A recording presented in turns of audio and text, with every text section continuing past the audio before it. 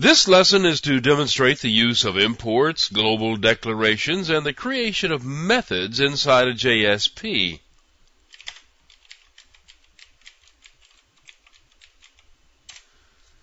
This page creates two Java AWT rectangle objects and displays information about their sizes.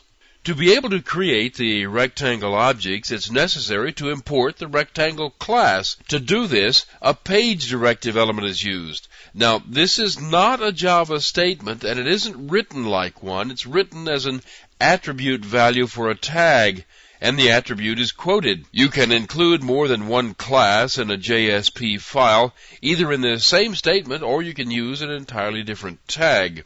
I've placed this at the top, by the way, because that's the logical place to put import statements, but you can actually include this anywhere in the JSP page, and the generated class will have it at the top. I'll be showing you that here in just a minute. This is a declaration scripting element. This one is Java code, and this code will be included unchanged in the generated class. However, because it is a declaration, it will not be inside the method. It will be placed in the class in such a way that it is available from all classes. These statements declare two references to rectangle objects. Now, the text here above and below these declarations is the HTML code and is part of the template. It's included here as a part of the output page. Notice how things that actually go in different places can be mixed together. And that's all straightened out by the translation process. This is the first executable Java code that's placed in the method that generates the page. These two lines of code are placed without change in the resulting code. This creates the two rectangle objects, the big one and the little one. These two calls to the showSize method are each included as an expression. Now, these methods produce string values and return them.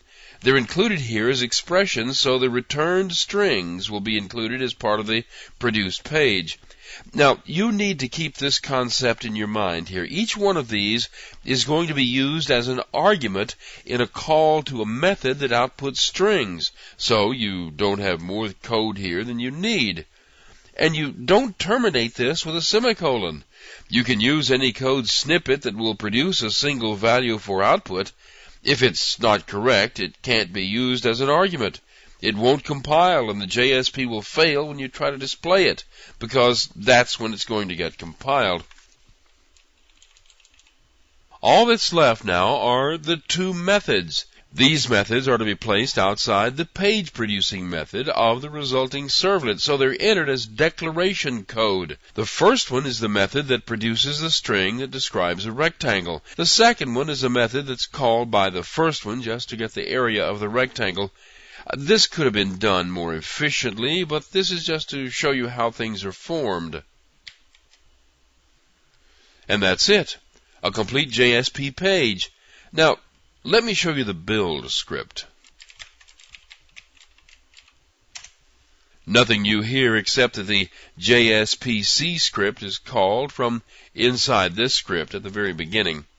This script begins by translating the JSP page into Java. It isn't necessary to do this for the server, but I like to have a copy of the Java code laying around just for debugging.